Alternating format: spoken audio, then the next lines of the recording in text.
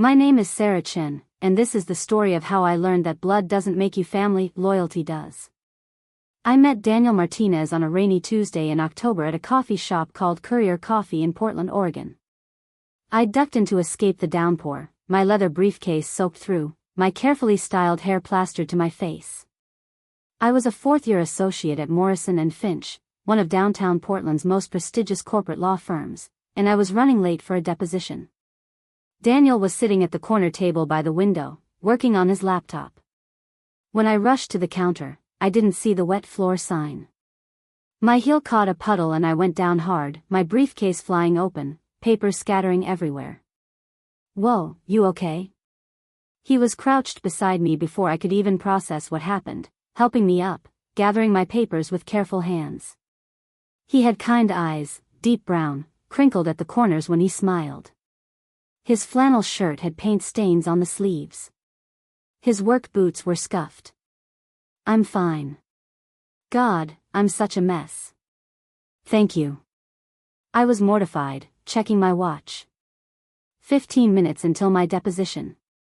"Your coffee," he said, handing me the to-go cup that had somehow survived the fall. "Still intact. That's gotta be good luck." I laughed despite myself. "If you consider face-planting in public lucky. Could be worse. At least you're not wearing white pants." That made me actually laugh. He introduced himself, Daniel Martinez, electrician, recently moved to Portland from Sacramento to be closer to his sister. I told him my name, thanked him again, and rushed out. But I couldn't stop thinking about him. Those kind eyes. That easy smile. The way he'd helped without making me feel stupid. 3 days later, I went back to that coffee shop. He was there again, same corner table. I bought him a coffee as a thank you.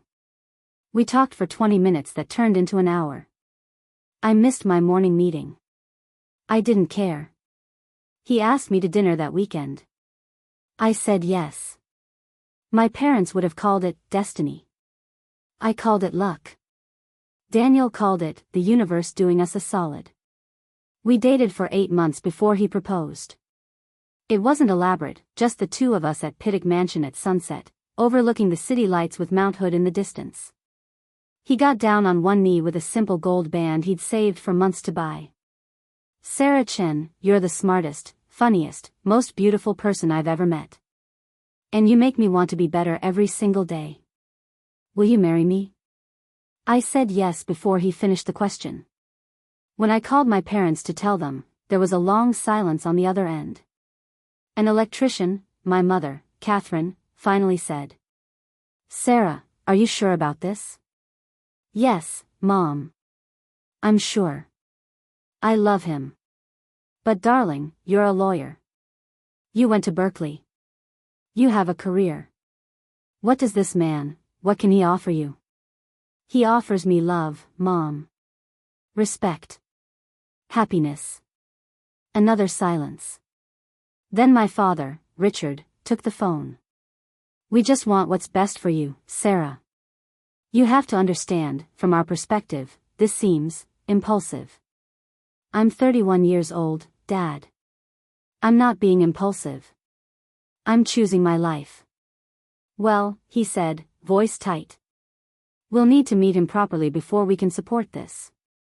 The dinner they demanded happened 2 weeks later at Jake's Famous Crawfish in downtown Portland. My parents drove down from their house in West Lynn, my brother Trevor flew in from Seattle.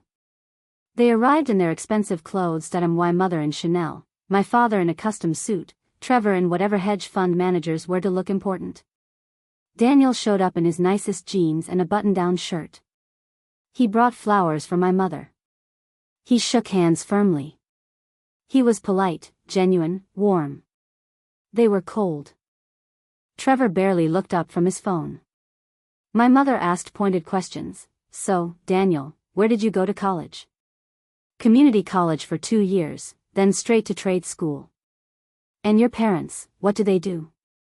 "His father was a mechanic, his mother a housekeeper." "Do you have a business plan for your career, or are you content with manual labor?"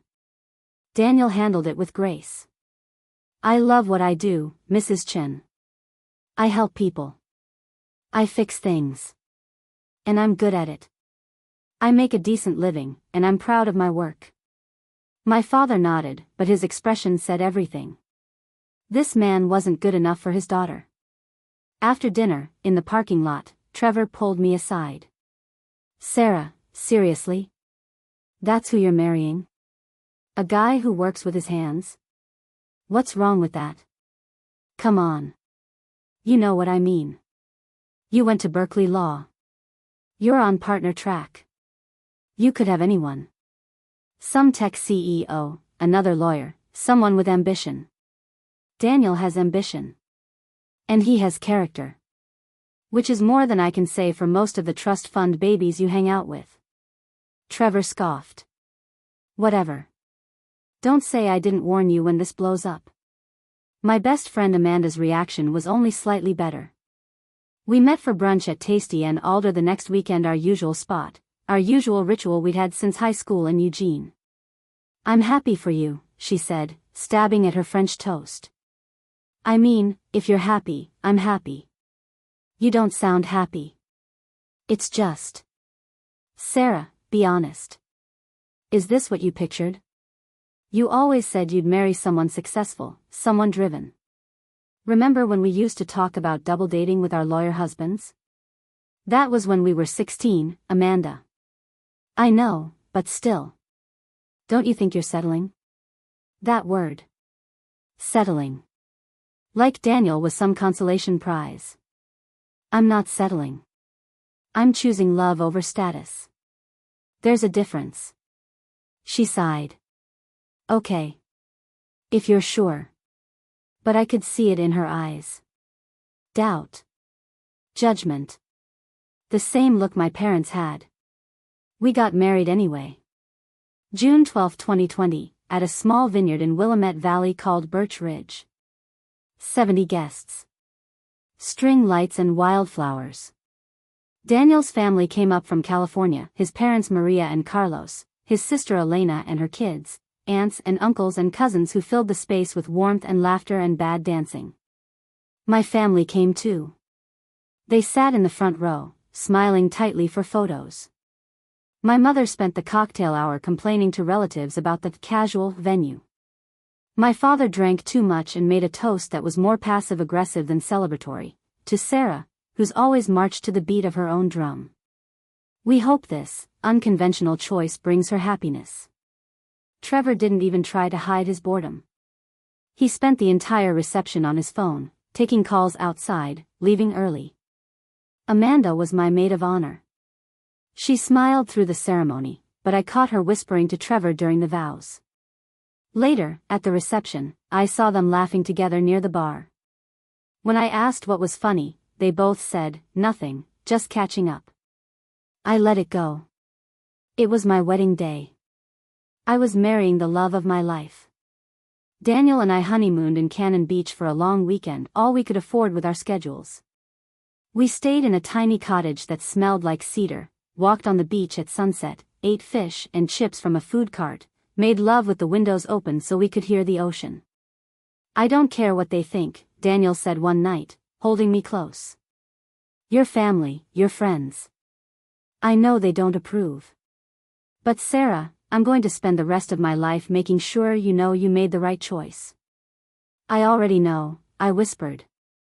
And I did. The next 3 years were the happiest of my life. Daniel and I bought a small house in the Hawthorne district, a 1920s craftsman with creaky floors and a porch swing and a backyard big enough for a garden.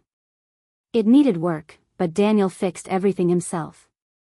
He rewired the kitchen, refinished the hardwood floors, built me bookshelves in the living room. We had routines. He'd wake up at 5 a.m. for job sites, new construction, residential repairs, commercial projects all over the city. I'd leave for the firm by 7, usually grabbing coffee at Stumptown on my way downtown. We'd text throughout the day stupid things, inside jokes, photos of interesting things we saw. Lunch together was sacred when we could swing it. There was this taco truck on Division Street, a beat-up silver Airstream called Mariscus Jalisco. Best carnitas in Portland. We'd sit on the curb, eating tacos, talking about our days. Evenings were ours. Daniel would get home around 6, covered in drywall dust or paint or whatever the job required that day. He'd shower, I'd cook, badly. Daniel was the better cook, but he always let me try, and we'd eat dinner watching Jeopardy or the Great British Bake Off or whatever reality show we were binging. Weekends meant farmers market at PSU, hikes in Forest Park, lazy mornings in bed. We talked about starting a family. Maybe in a year or two, once I made partner. We had time. My parents visited twice in 3 years. Once for an obligatory Christmas dinner where my mother criticized our furniture, and once for my birthday when they stayed for exactly 90 minutes. Trevor never visited. He was too busy with his hedge fund job in Seattle, flying to New York every other week, closing deals worth millions. He'd text occasionally, "How's married life? Still slumming it in Portland?" Amanda came by more often, but our friendship had changed. She'd started dating a surgeon, someone appropriate, and most of our conversations revolved around her relationship, her job as a pharmaceutical rep, her new apartment in the Pearl District. When I'd talk about Daniel, she'd smile politely and change the subject. I told myself it didn't matter. Daniel's family more than made up for mine. Maria and Carlos visited from Sacramento every few months.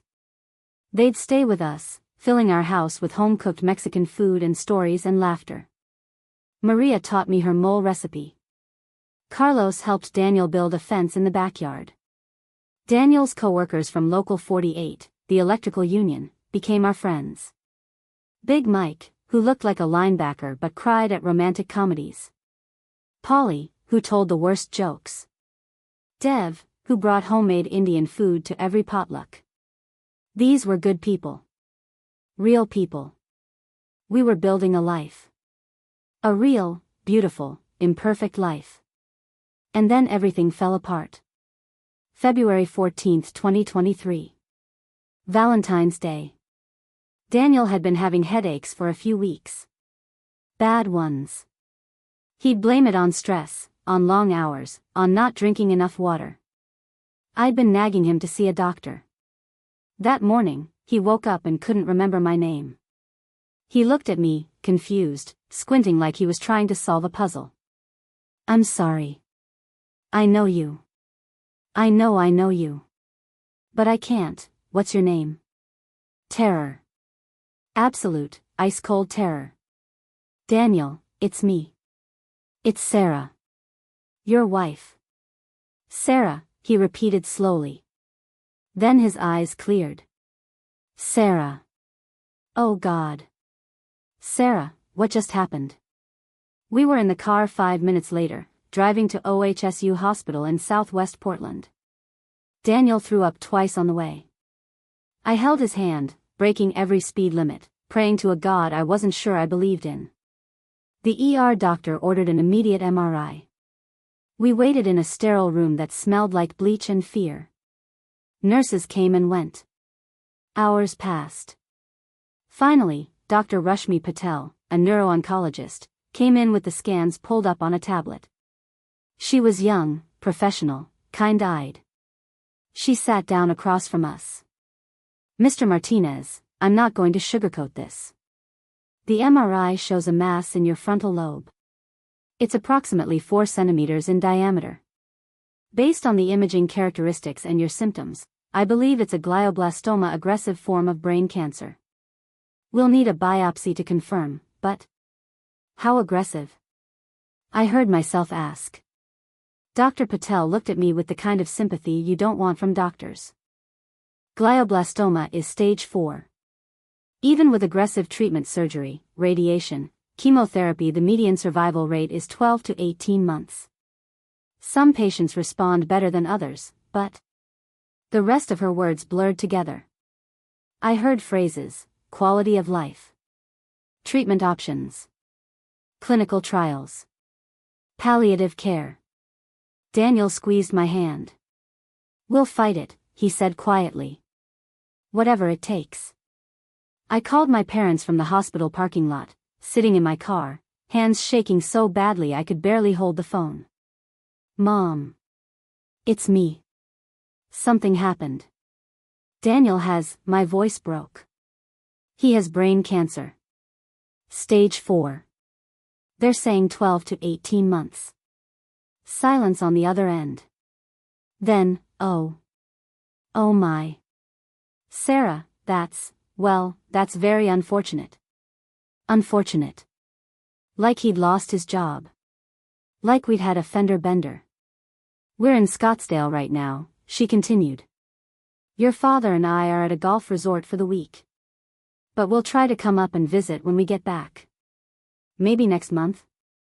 Mom, he's dying. I understand that, Sarah. And I'm very sorry. But we've had this trip planned for months, and the flights are non-refundable. We'll absolutely come see you both soon. Give Daniel our best. She hung up. I sat in that parking lot for 20 minutes, crying so hard I thought I'd throw up. Then I called Trevor. Hey, what's up?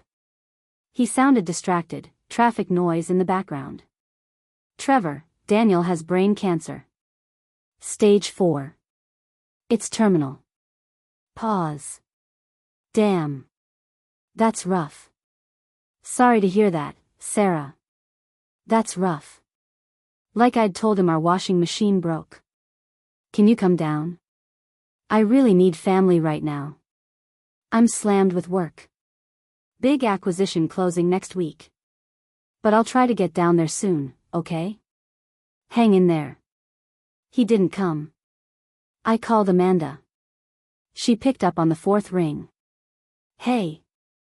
Sorry, I'm at a work thing. What's up? I told her. Everything. The diagnosis.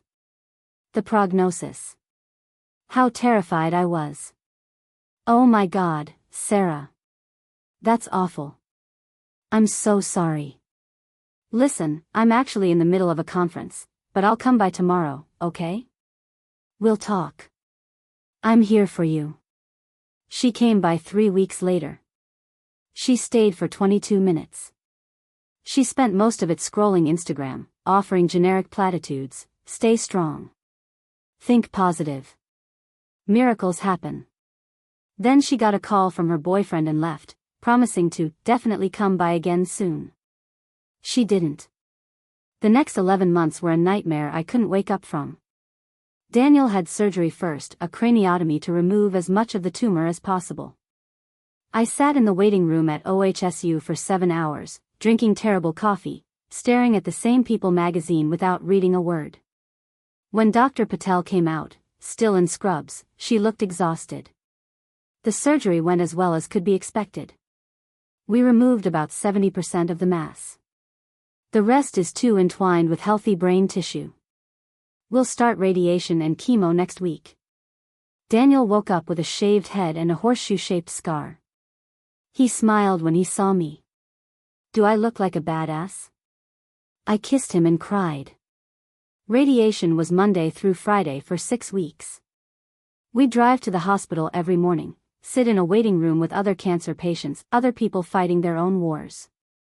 Daniel would go in for 20 minutes while machines zapped his brain. Then we'd drive home and he'd sleep for 3 hours. Chemotherapy started after radiation. Temozolomide, taken orally. The side effects were brutal nausea, fatigue, loss of appetite. Daniel, who used to be solid muscle from years of physical work, started losing weight. 30 pounds. Then 40. He had good days and bad days. On good days, he'd insist on working small jobs, nothing too strenuous. His union brothers at Local 48 started funneling him easy gigs, residential service calls that wouldn't wear him out. They were keeping him employed, keeping his insurance active, keeping his dignity intact. On bad days, he couldn't get out of bed. He'd have seizures, small ones, lasting 30 seconds. I learned to time them, to make sure he didn't bite his tongue, to hold him after until the confusion passed. Maria and Carlos moved up from Sacramento in April. They stayed in our guest room, which was really just a converted office. They were there for everything, doctor's appointments, chemo sessions, the hard nights. Maria cooked meals Daniel could actually stomach. Carlos handled the yard work, the house repairs, the things Daniel couldn't do anymore. Big Mike from the union organized a meal train. Every other night, someone would drop off dinner, casseroles, soups, anything easy to reheat. Polly mowed our lawn every week without asking. Dev set up a GoFundMe for medical expenses that raised $30,000. These people, Daniel's people, showed up. My family? Nothing. My parents visited once in 11 months. They stayed for 2 hours, sat stiffly on our couch, made awkward small talk. My mother kept checking her watch. Before they left, my father pulled me aside. Sarah, you need to be realistic about what comes next. Have you consulted an estate lawyer? Life insurance? You need to protect yourself financially. That's what he cared about. Finances. Trevor sent a fruit basket in May with a card, thinking of you both. It arrived half rotten. Amanda texted occasionally, how's Daniel? I'd respond with updates. She'd reply with emojis. Heart emoji. Praying hands emoji. Nothing substantial. I stopped reaching out. What was the point? By November, we knew we were losing. The scans showed the tumor growing again despite treatment. Dr. Patel recommended hospice care. Quality of life over aggressive intervention. We moved Daniel to a hospice facility in southeast Portland called House Call Providers. It was peaceful, large windows overlooking a garden, comfortable beds, nurses who actually cared. Dr. Patel gave us the timeline, days, maybe a week. Daniel was lucid more often than not, but he was fading. I could see it. He'd talk about his childhood in Sacramento, his first job, the day we met. He'd hold my hand and tell me he wasn't scared. I got to love you, Sarah. That's enough. That's more than enough. On December 1st, I got a call from Trevor. Hey, Sarah. So I've got some big news. I'm proposing to Vanessa. You've met her, right? Or maybe not. Anyway, we're doing this whole engagement party thing at Skamania Lodge. You know that resort in the Columbia River Gorge? It's going to be amazing. Weekend of December 16th. 3-day thing, about 100 guests. Mom and Dad are coming, obviously. You should come too. It'll be good for you to get out. I was sitting in Daniel's hospice room. He was sleeping, his breathing shallow. Trevor, that's the weekend Daniel's going to die. Yeah, I know the timing isn't ideal. But we've had this booked for months. The deposit alone was 10 grand. It's non-refundable. I couldn't believe what I was hearing. You want me to come to an engagement party while my husband is dying? I mean, you probably won't want to stay the whole weekend. But maybe swing by for a few hours? Vanessa really wants you there. And Mom's been planning this for weeks. She's so excited. I'm not coming, Trevor. Seriously? Sarah, this is my engagement. This is important. My husband is dying. And I'm sorry about that, but life goes on. You can't just stop living because of. I hung up. 10 minutes later, my phone rang. My mother. Sarah, Trevor just called me very upset. You told him you're not coming to his engagement party? Mom, Daniel is in hospice. He has days left. I understand that, sweetheart. But this is a family event.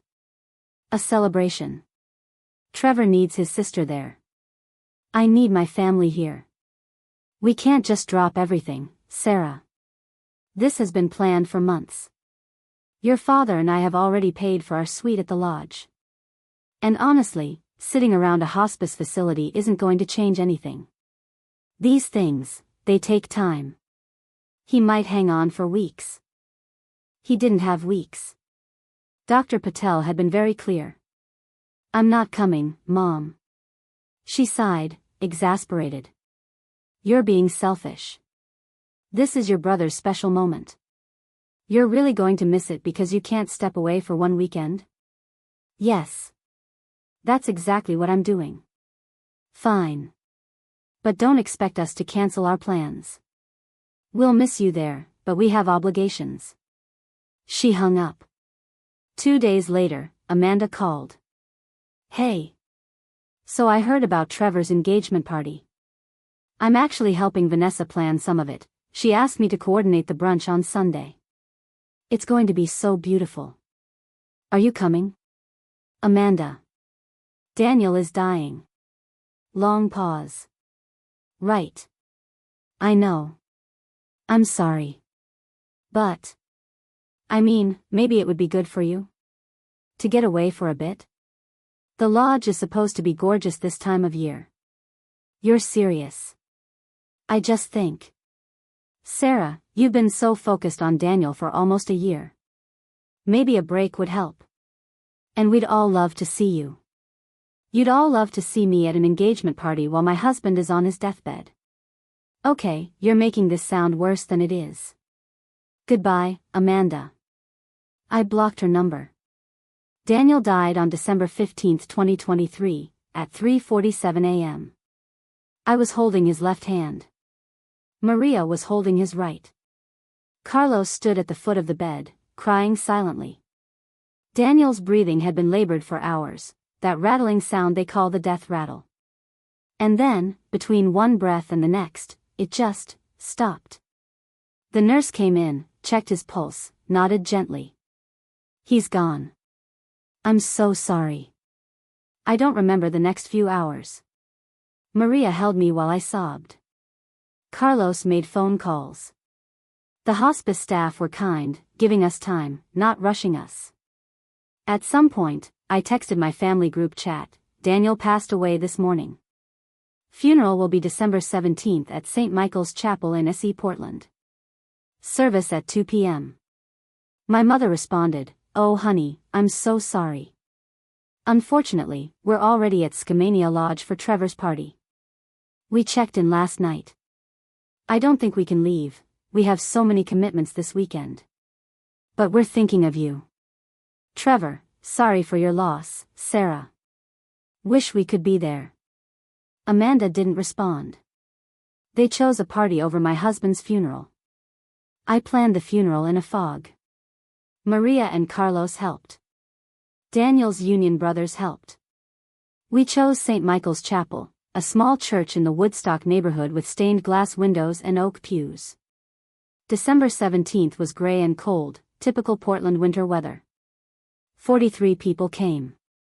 Daniel's family, parents, sister, cousins, aunts, uncles. His union brothers in their dress uniforms. Neighbors from our street. A few of my colleagues from the firm who'd checked on me over the months. The people who showed up, they mattered. The people who didn't, my parents, my brother, my best friend since middle school, their absence screamed louder than any eulogy. I delivered a speech I'd written at 2 a.m. the night before. I don't remember most of it. Something about Daniel's kindness. His humor. The way he made everyone around him feel valued. How he'd faced death with more grace than most people face life. I broke down twice. Maria had to help me off the podium. After the service, we gathered in the church basement for a reception. Coffee and sandwiches.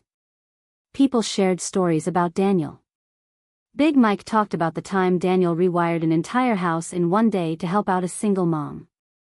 Polly told a terrible joke that Daniel used to love.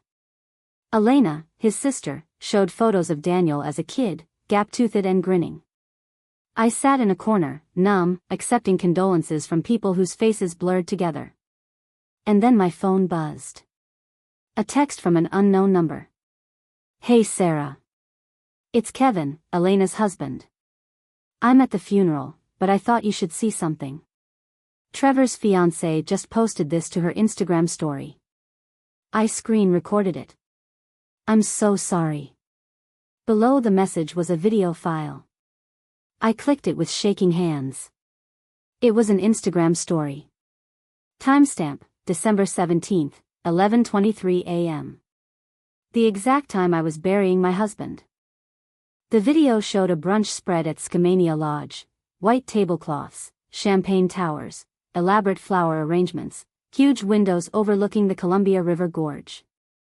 A caption read, "Engagement Weekend Brunch." Clinking glasses sparkles. The camera panned across the buffet, smoked salmon, Belgian waffles, fresh fruit. Then it captured the guests. And there they were.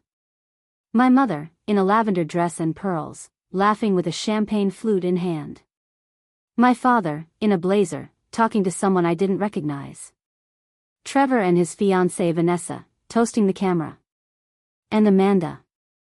Amanda in a green cocktail dress, holding a mimosa, smiling wide. The video had audio. Background chatter, clinking glasses. Then Trevor's voice, loud and clear. I mean, honestly, Sarah always had terrible taste in men. The guy fixed light switches for a living. What did she expect, a miracle cure? Laughter. Multiple people laughing. My mother's voice, well, it's tragic, of course. But maybe now she'll have the opportunity to find someone more suitable. More laughter. Amanda's voice, unmistakable. God, I'm so glad I'm here instead of at that depressing funeral. Can you imagine? I would have been crying into some tuna casserole all afternoon. My father, the silver lining is she's still young. She can start over. Find a proper husband this time. Maybe one of the partners at her firm. Vanessa, Trevor's fiancée, is it bad that I'm relieved we didn't have to go? Funerals are so awkward. And I didn't even really know him. Trevor, none of us did. He was just kind of, there. Anyway, enough about that. Let's talk about something happy, our Cabo bachelor party. More cheers. More laughter. The video ended. I watched it 7 times sitting in that church basement, surrounded by people who'd actually loved Daniel. My hands weren't shaking anymore. I felt perfectly calm. Perfectly clear. I drove home in silence. Maria and Carlos offered to come with me, but I told them I needed to be alone. When I pulled into my driveway, my parents' silver Lexus was parked on the street. They were sitting on my porch, my mother in her lavender dress from the brunch, my father in his blazer. No black. No funeral clothes. They'd come straight from Skamania. Sarah, my father said, standing. We're so sorry we couldn't make it to the service. The timing was just. Stop. He blinked. Excuse me? Get off my porch. My mother stood. Sarah, don't be dramatic. We drove all the way here to check on you. You drove here from a party. From my brother's engagement brunch. Where you were making jokes about my dead husband. Their faces went pale. I don't know what you. I pulled out my phone and played the video. Full volume. Trevor's voice, the guy fixed light switches for a living. What did she expect, a miracle cure? My mother, maybe now she'll find someone more suitable. Amanda, God, I'm so glad I'm here instead of at that depressing funeral. I watched their faces change. Shock. Then guilt. Then defensiveness. Sarah, that's taken completely out of context. No. There is no context that makes this okay. You skipped my husband's funeral to drink champagne and mock him. You mocked me. While I was burying the person I loved most in this world, you were laughing about how he wasn't good enough. My father's jaw tightened. We were trying to make light of a difficult situation. Difficult for who? For me? Because I'm the one who watched my husband die. I'm the one who spent a year watching cancer destroy him. I'm the one who held his hand when he took his last breath. Where were you? We offered support. You visited once. Once in 11 months. You sent a fucking fruit basket. My mother flinched at the profanity. Good. Young lady, we understand you're grieving, but don't you dare pull that parenting bullshit with me right now. My father reached into his briefcase, pulling out a manila folder. His face had gone hard, businesslike. Since we're having this conversation, we need to discuss something practical. Your mother and I have been talking to our estate attorney. Given your recent circumstances and some concerning financial decisions we've observed, we think it's prudent to make adjustments to the family trust. He set papers on the porch railing. Legal documents, dense text, official letterhead. What is this? It's a trust revision. We're removing you as a beneficiary. Everything will go to Trevor. He's demonstrated financial responsibility and stability. You'll need to sign these documents today. I stared at the papers. Then at them. Then back at my phone, where that video was still pulled up. Something inside me cracked open. Not broke, cracked. Like an egg. And what came out wasn't sadness. It was fury. Clean, burning, clarifying fury. You came to my house, hours after my husband's funeral that you skipped, to cut me out of your will. We're protecting family assets. I'm your family. I'm your daughter. And we've supported you your entire life, my father said coldly. We paid for your education. We gave you opportunities. And you threw it all away to marry a. Say it. Say what you really think. A what? He didn't. But I saw it in his eyes. A nobody. A working-class man beneath our family's status. I picked up the papers and tore them in half. Then in half again.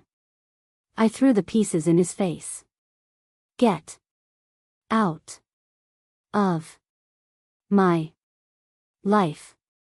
My mother gasped. Sarah, you're being incredibly childish. I'm being childish? You made jokes about my dead husband at a brunch while I was burying him. You've spent 3 years making it clear that Daniel wasn't good enough. That I wasn't good enough unless I lived the life you wanted me to live. Well, I'm done. I'm done trying to earn love from people who don't know how to give it. You don't mean that, my mother said, tears forming. Performative tears. I'd seen them before. I absolutely mean it. You are no longer welcome in my life. Either of you. Don't call. Don't visit. Don't send lawyers. We're done. Sarah. Leave. They left. Sputtering, indignant, shocked. My father tried to say something about regretting this and thinking rationally, but I slammed the door in their faces. I watched through the window as they got in their Lexus and drove away. Then I collapsed on my living room floor and screamed into the carpet until my throat was raw. The next morning, I sent a group text to Trevor and Amanda. I attached the video. The message said, "You're dead to me. Don't ever contact me again." Trevor called 17 times that day. 17 calls I sent to voicemail. Then the text started. Sarah, let me explain. It wasn't as bad as it sounds. We were drunk. You're overreacting. This is insane. You're going to regret this. I blocked his number. Amanda showed up at my house 2 days later. I saw her through the window standing on my porch in her expensive coat, looking genuinely distressed. She knocked. Rang the doorbell. Knocked again. Sarah, please. I know you're in there. I need to talk to you. I need to explain. I opened the door. She looked relieved. Thank God. Sarah, I'm so sorry. What I said, I was drunk, and I was trying to fit in with your family, and it was so stupid. You were my best friend for 18 years. I know. You knew Daniel was dying. You knew I needed you. And you chose a party. And you mocked him. I know, and I'm so sorry. Do you remember freshman year of high school? When my parents were fighting and I stayed at your house for a week? When I told you that I always felt like I didn't matter to them unless I was perfect? She nodded, crying now. You told me that I did matter. That I was enough just as I was. That real friends show up. Do you remember that? Yes. You didn't show up, Amanda. When it mattered most, you weren't there. And worse than that, you were with the people who've spent my entire adult life making me feel worthless unless I met their standards. You became them. Sarah, please. I made a mistake. A terrible, horrible mistake. But we've been friends since we were 13-inch. We were friends. Past tense. The Amanda I knew would never have done what you did. So either you've changed, or I never really knew you at all. Either way, we're done. You can't mean that. I stepped back and closed the door. Locked it. Stood there while she cried on my porch for 10 minutes before finally leaving. I didn't feel satisfaction. I didn't feel vindication. I just felt empty. My parents tried a different approach. They sent their attorney, a man named Gerald Hutchins from some fancy Portland firm, with a letter threatening to contest Daniel's will. Daniel had left me everything: the house, which we owned outright, no mortgage, his life insurance policy, $200,000, his savings, $30,000, his truck. Not a fortune, but it was ours. He'd made sure I'd be okay. The letter claimed undue influence and mental incapacity and other legal bullshit designed to intimidate me.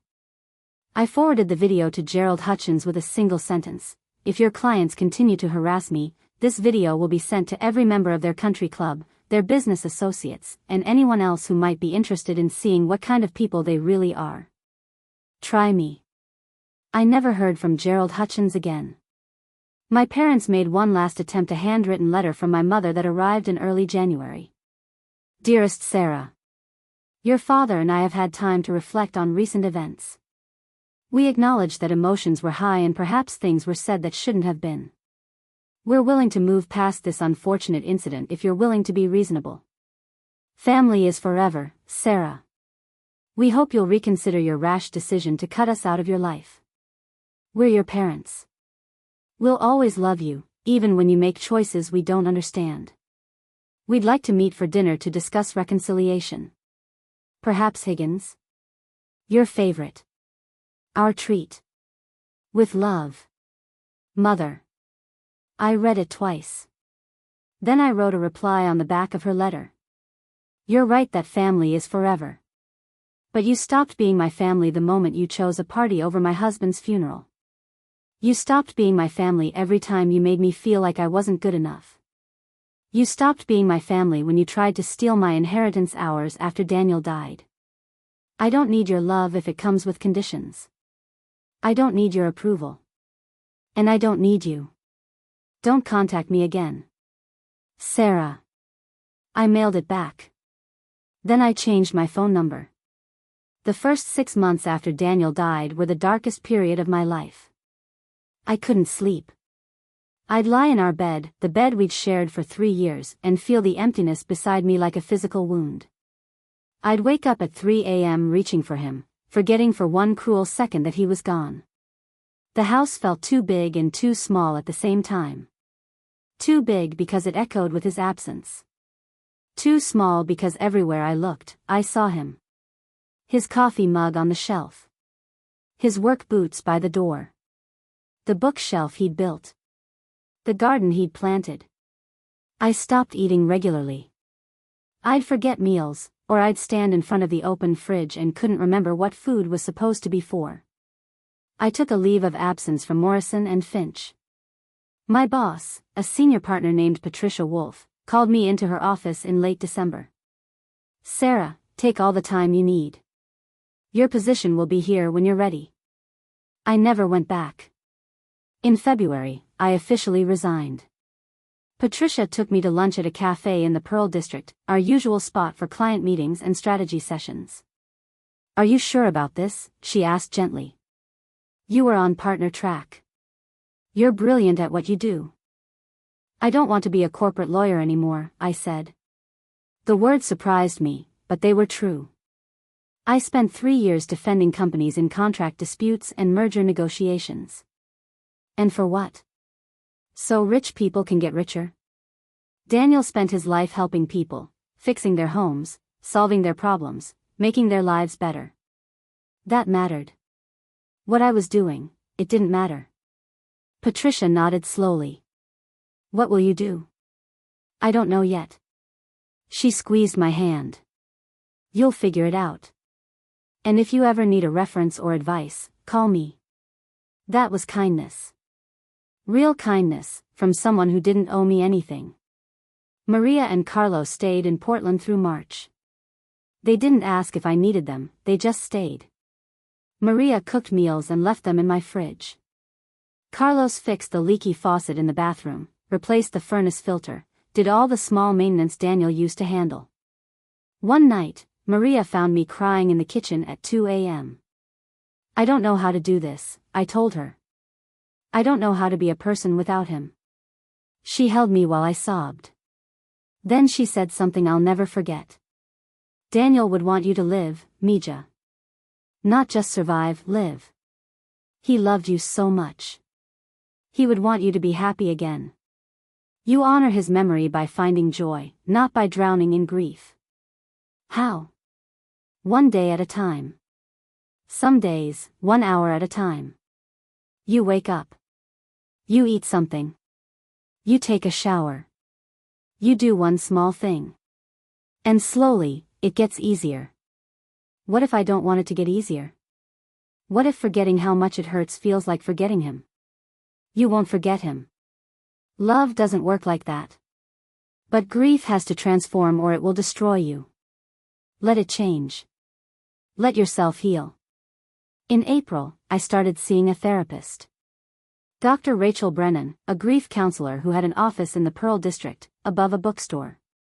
Her office had plants everywhere, soft lighting, a couch that was actually comfortable. The first session, I sat down and said, I don't know why I'm here. Talking about it won't bring him back.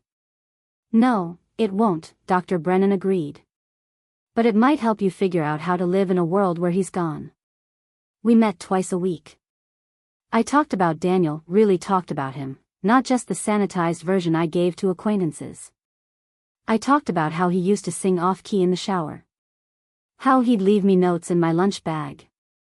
How he'd kiss my forehead every morning before he left for work. I talked about my family. The lifetime of feeling inadequate. The ways they'd made me believe I wasn't enough unless I fit their mold. Do you see the pattern? Dr. Brennan asked one session in May. Daniel loved you unconditionally. Your family's love was always conditional. And when Daniel got sick, they revealed just how conditional their love was. They couldn't even show up for you in your darkest moment because it conflicted with their idea of what matters, status, appearances, their own comfort. So what do I do with that? You grieve them too. Not like you grieve Daniel, but you grieve the parents you deserved and didn't have. The family you should have had. You let yourself be angry about it. And then, eventually, you let it go. I don't know how to let it go. You start by building something new. By choosing your own family. In June, I found Daniel's letter. Maria gave it to me one afternoon over tea in my kitchen. She pulled a sealed envelope from her purse, worn at the edges. Daniel gave this to me when he went into hospice, she said quietly. He made me promise to give it to you when the time was right. I think the time is right. My hands shook as I opened it. Daniel's handwriting, a little shaky, but unmistakably his. Sarah. If you're reading this, I'm gone. I'm sorry. I'm sorry I couldn't stay longer. I'm sorry for every plan we made that we won't get to finish. I'm sorry you have to feel this pain. But Sarah, listen to me, you are the strongest person I've ever known. I know you don't feel strong right now. I know you feel broken. But you're not. You're bending, not breaking. There's a difference. I need you to do something for me. I need you to live. Really live. Not the life your parents wanted for you. Not the life you think you're supposed to have. The life you want. You spent so much of your life trying to earn love from people who didn't know how to give it. Your parents, your brother, even Amanda, they loved you conditionally. They loved the version of you that fit their expectations. I loved you unconditionally. I loved you for exactly who you are. And I need you to find people who love you the same way. They're out there. My mom and dad love you like that. There are others too. Build a family of people who show up. I'm not saying forgive your parents. I'm not saying forget what they did. I'm saying don't let them take any more of your life than they already have. They took enough. Your future is yours. Be happy, Sarah. Fall in love again if you meet someone worth loving. Travel. Try new things. Volunteer. Help people. Find meaning. Whatever makes you feel alive, do that. And know that loving you was the best thing I ever did. Every single day with you was a gift. Even the hard ones. Even the painful ones. I'd do it all again in a heartbeat. You're going to be okay. You're going to be more than okay. You're going to be extraordinary. I love you forever. Daniel. I read that letter 10 times in a row. Then I folded it carefully and put it in the drawer of my nightstand. And for the first time since he died, I felt something other than grief. I felt determination. In July, I started volunteering. There was a grief support group at a community center in North Portland, run by a nonprofit called the Dougie Center. They needed facilitators for their adult loss groups. I went through their training program, 8 weeks of learning how to hold space for grief, how to listen without trying to fix, how to help people navigate loss. My first session as a co-facilitator was terrifying. 10 people sitting in a circle, all of us bound by loss. A woman named Jennifer who'd lost her wife to a car accident. A man named Marcus whose son died by suicide. An older woman named Ruth whose husband of 50 years had died of COVID. We went around the circle, sharing our stories. When it was my turn, I told them about Daniel. About the cancer. About the funeral my family skipped. Did you forgive them? Jennifer asked. No, I said honestly. I don't know if I ever will. But I'm trying to accept that some people aren't capable of being who you need them to be. And that's not my failure, it's theirs. Marcus nodded. That's the hardest part. Realizing that some people can't meet you in your pain. But some people can, Ruth said, looking around the circle. That's why we're here. She was right. Over the following months, that group became important to me. We met every Tuesday evening. We cried together, laughed together, shared memories of the people we'd lost. We became friends, people bound by understanding what it means to lose someone and survive it. In September, I adopted a dog. I went to the Oregon Humane Society on a whim, just to look. I walked through the kennels, and there he was, a scruffy terrier mix, maybe 3 years old, with one ear that stood up and one that flopped over. The volunteer, a college kid named Emma, told me his story. That's Buddy. He was found wandering Highway 26, no collar, no chip. He's been here for 4 months. Super sweet, but people usually want puppies. I asked to meet him. They brought him to a visiting room. He walked up to me, sat down, and put his head on my knee. I think he likes you, Emma said. I took him home that day. Buddy became my companion. He slept at the foot of my bed. He sat with me while I worked. He forced me to take walks every day, through the neighborhood, to the park, down to Division Street where Daniel and I used to get tacos. Having a creature who needed me, who depended on me, gave me structure. Purpose. Buddy didn't care about my grief. He just cared that I fed him, walked him, threw his tennis ball. He lived in the present. He taught me how to do the same. By the end of 2024, my life looked completely different. I'd started a small consulting practice, working from home. I helped nonprofits with legal strategy, contract reviews, policy development, nonprofit incorporation. It paid maybe a third of what I'd made at Morrison and Finch, but it was meaningful work. I was helping organizations that actually made a difference. I stayed close with Maria and Carlos. They'd moved back to Sacramento but visited every few months. We'd cook together, share stories about Daniel, keep his memory alive. I built friendships with people from my grief group. Jennifer and I started meeting for coffee every Sunday. Marcus invited me to his son's memorial fundraiser for suicide prevention. Ruth taught me how to knit, and we'd sit together making scarves for a homeless shelter. Daniel's union brothers still checked on me. Big Mike came by every few weeks to help with house stuff I didn't know how to do. Polly invited me to union events, barbecues, fundraisers, holiday parties. These people had become my family. I started running. Just short distances at first, around the neighborhood. Then longer. 5 miles. 10. I ran the Portland Marathon in October 2024 in memory of Daniel. Raised $12,000 for brain cancer research. I wasn't happy, exactly. But I was living. I was finding moments of peace, even joy. I was healing. One Saturday in early December 2025, almost 2 years after Daniel's death, I ran into Amanda at New Seasons Market in Hawthorne. I was in the produce section, examining avocados, Buddy waiting outside tied to the bike rack. I heard someone say my name. Sarah? I turned.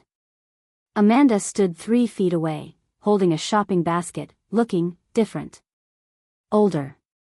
Tired. Her hair was shorter. She'd lost weight. She wasn't wearing makeup. For a moment, neither of us spoke. "Hi," she finally said. "Hi." Awkward silence. "How are you?" she asked. "I'm okay." "You?" I'm okay too." She didn't sound convincing. More silence. Other shoppers moved around us, oblivious to the weight of this moment. "Sarah, I know you don't want to talk to me. And I understand why. But I need to say something, and then I'll leave you alone forever if that's what you want." I didn't respond, but I didn't walk away either.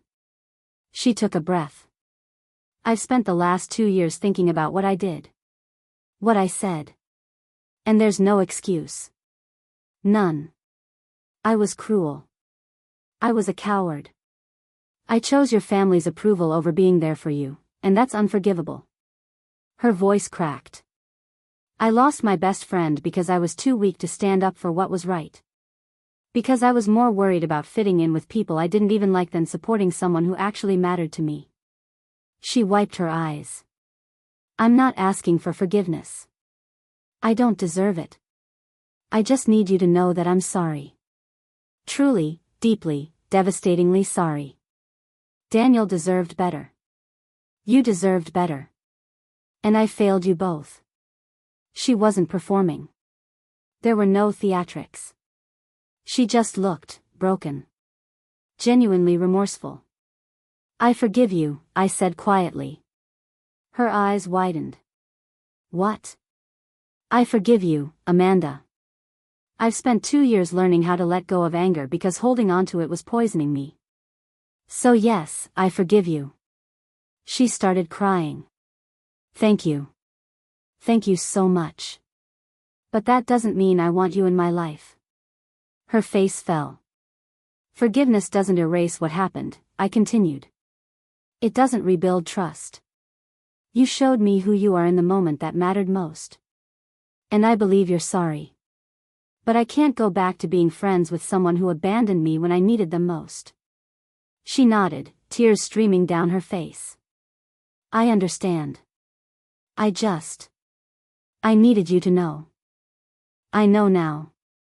And I hope you've learned from this. I hope you become the kind of friend to other people that you couldn't be to me." "I'm trying," she whispered. "Good luck, Amanda." I walked away. Bought my groceries. Untied Buddy. Drove home. And I felt light. Lighter than I'd felt in years. Forgiveness wasn't about Amanda. It was about me. It was about putting down the weight I'd been carrying. A few days later, Maria called me. "Mija, I heard something through the family grapevine. I thought you should know." "What?"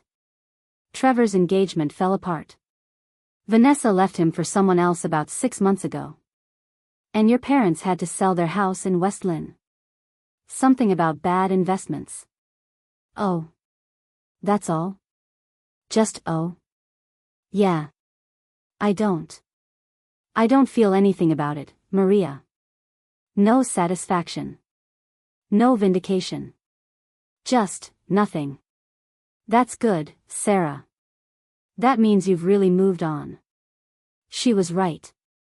A year ago, hearing that news would have given me some bitter sense of justice. Now? I felt nothing. They'd made their choices. I'd made mine. Their consequences weren't my concern. Christmas 2025, I hosted dinner at my house. Maria and Carlos came up from Sacramento. Elena and her family drove over from Vancouver, Washington. Big Mike, Polly, and Dev from the union came. Jennifer and Marcus from my grief group. Patricia from my old law firm, who'd become a friend.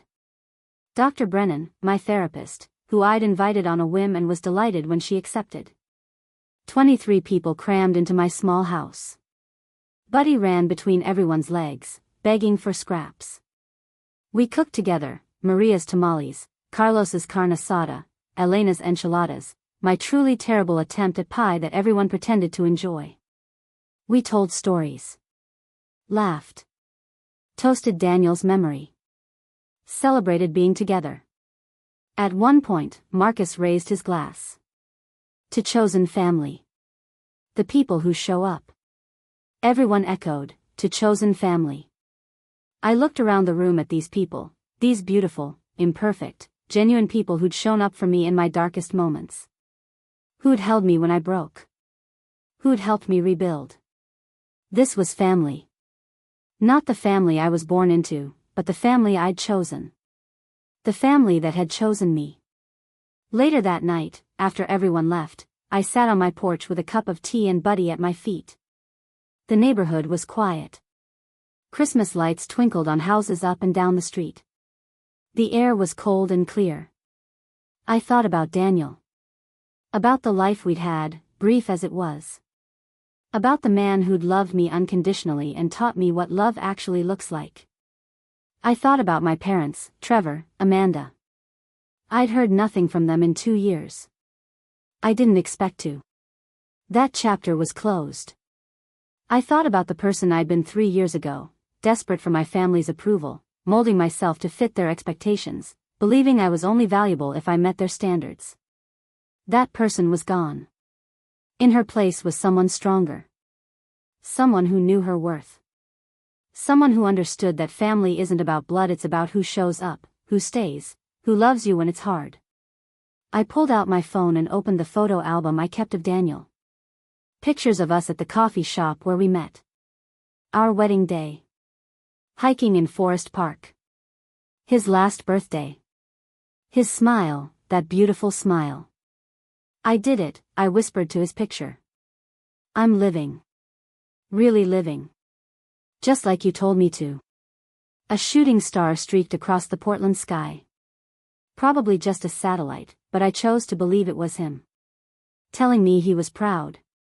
I finished my tea, called Buddy inside, and went to bed. Tomorrow I had a consultation call with a new nonprofit client. Coffee with Jennifer in the afternoon. My grief group in the evening. A full life. A good life. A life built on my own terms, surrounded by people who loved me for exactly who I was. Daniel had been right about everything. Family is who shows up. And I'd finally found mine.